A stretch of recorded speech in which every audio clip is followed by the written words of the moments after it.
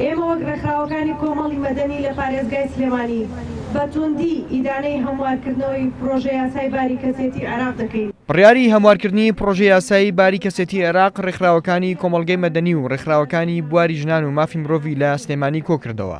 هەمویان سووربوون لەسەرەوەی پێویستە ڕێگری بکرێت لە پەسەندکردنی ئەو یاسایە کە پێشێلی مافەکانی ژنان و منداڵان دەکات کە ڕێگە خۆشکەریش دەبێت بۆ هاوسەرگیری پێشوەخت.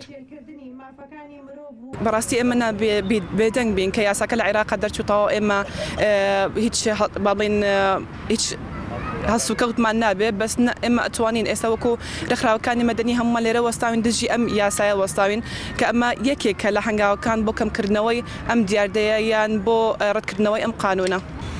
پێم وایە ئەوە کارێکە کە هەمیشە هەزم ناکرێت لە عێراقا دیارە عێراق خۆی مانێ و نەمانەوێت سەر لە ڕووی سیاسی و بەرەو عقارێکی خراپدا دەچێت جا ئەم سەپاندنی یاسا بەڕاستی بە هیچ ڕێکخراوێ هیچ ڕێکخراوێکی ژنانی هیچ ژنێک لە عێراقا بە تایبەتی لە کوردستانە ئەمە پێ قبوڵ ناکرێەوە دیارە ئێمەش ئەمڕۆ خۆپیشاندا بە هەموو ڕێکخراوەکان ئامادەین بۆ خۆپیشاندان دژی ئەو قەرارێکە دەرکراوە.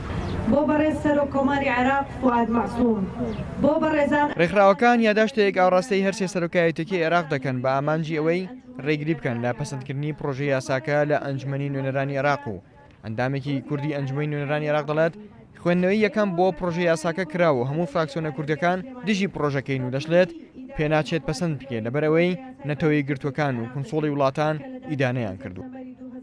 بۆ بەڕێز سەرۆکۆماری عێراق فواد مەعسووم بۆ بەڕێزان ئەندامانی ئەنجومەنی نوێنەرانی عێراق بەڕێزان لە لیژنەی ژنانی ئەنجومەنی نوێنەرانی عێراق بۆ بەڕێز سەرۆکی ئەنجومەنی وەزیرانی عێراق حەیدەر عەبادی ئێمە وەک ڕێکخراوەکانی کۆمەڵی مەدەنی لە پارێزگای سلێمانی بە توندی ئیدانەی هەموارکردنەوەی پرۆژەی یاسای باری کەسێتی عێراق دەکەین کە لە دانیشتنی سێپتەمبەری 2017 مەبدەئیان ڕەزامەندی لەسەردرا لە بەرنامەی پەرلەمانی عێراقدا بمێنێتەوە.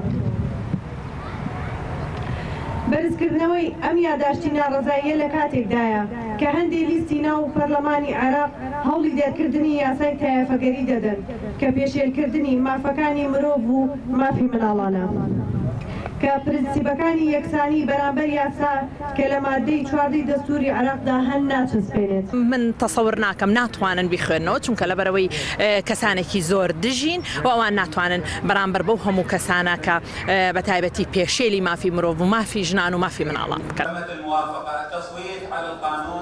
یەکێک لە خاڵە هەرە خراپەکانی پرۆژەی یاساکە بە شودانی منداڵی تەمەن 9 ساڵەوە بە جێبەجێکردنیشی دادگا هیچ ڕۆڵێکی لە پرۆسەکەدا نامێنێت و کۆمەلگاش بەڕادێکی بەرچاو بەرودواوە گەڕێنێتەوە. ڕێکخراوەکان و ئەندامە کوردەکانی ئەنجومەنی نوێنەرانی عێراقیش دەڵێن دەیان پرۆژەی یاسا و بابەتی گرنگتر هەن کە دەکرا لە بری ئەم پرۆژە یاسایە بخرانە ئەجەندای کاری پەرلەمان و پەسەند کرانایە.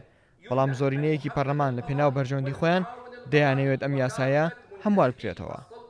ئارام عەبدوڵڵا، کورسات نیوز، سلێمانی.